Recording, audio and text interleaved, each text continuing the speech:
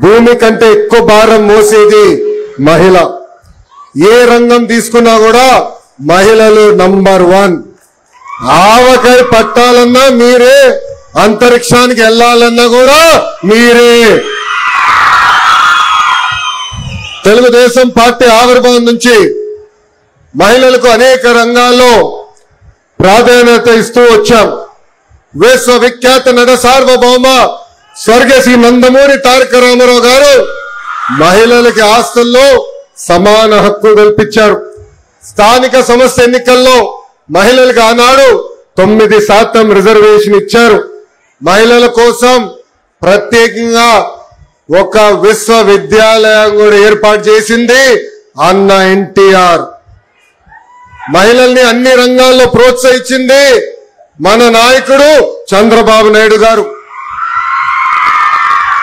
డ్వాక్రా గ్రూపులు ఏర్పాటు చేసిన దగ్గర నుంచి మహిళలకి ఆర్థిక స్వాతంత్రం ఇచ్చారు.